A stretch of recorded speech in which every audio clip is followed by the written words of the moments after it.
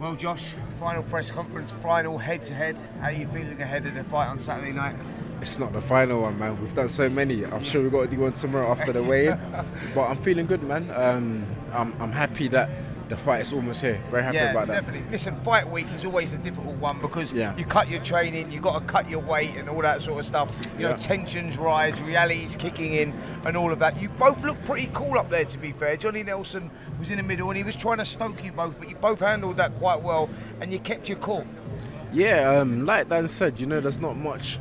I think I said this to you this week, so I'm repeating myself, but you know, the talking has been done now. There's only so much more we can say.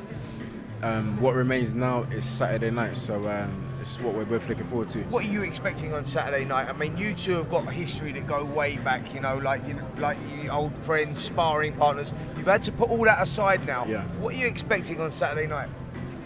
Just more intense. I think the sparring sessions that we had, there were bits where it was very intense, and Dan's going to bring his A game. I'm aware of that, so I'm expecting a tough night.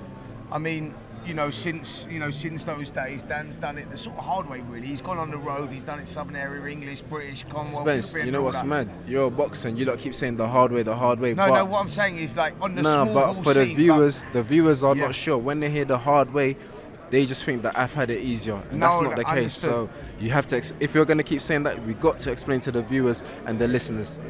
Great point. Listen, you done it the hard way as an amateur to get yourself. Now it sounds like you're just saying it for the sake of. No, but to get yourself in that position. I'm playing. You know what I'm saying? As a pro, what I'm saying is, you've done what you achieved in the Olympics, in 2016. You get the contracts. Dan didn't have it that journey. What I'm saying is he done it sort of like without the lights and the cameras. You want to say the hard way again, innit? I never said the hard way. I said without the lights and the cameras. Yeah. I switched it up. What I'll say is that you're right. I went to the Olympic Games and I've had a different approach to Dan.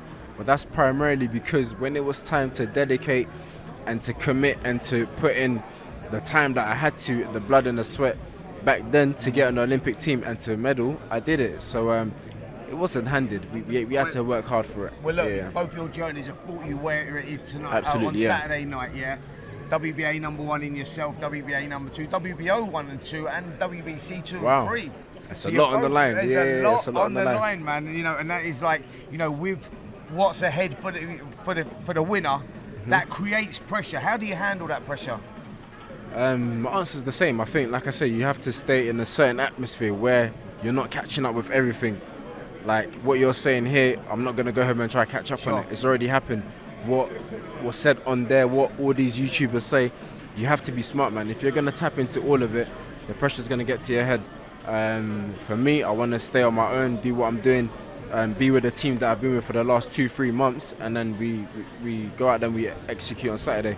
You're an experienced guy now. You've travelled the world as an amateur and, as a pro, undefeated, 20 fights. Like, you know how to deal with these sort of situations and you know the task ahead of you on Saturday night. Do you know what I mean? So you know, that's what I'm saying. Like, now you've got the last couple of days to go. What is the Joshua Buatsi routine up until Saturday fight night? It's very repetitive. It's to just make sure anyone that messages me, I just say, yep, say a prayer for me.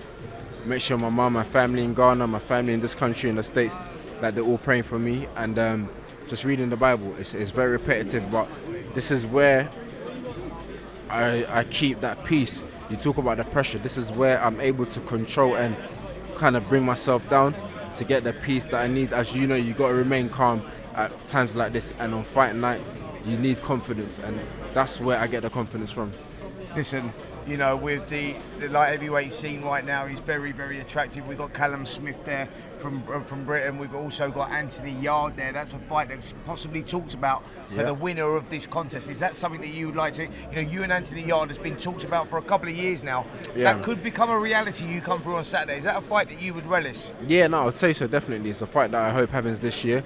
Like you said, it's been spoken about for years. So I think it's about time the fans got what they wanted to see. And most importantly, it's about time myself and Yarde got what we wanted, because I'm sure he definitely wants to fight me, but it's the same energy back. I'd love to fight him.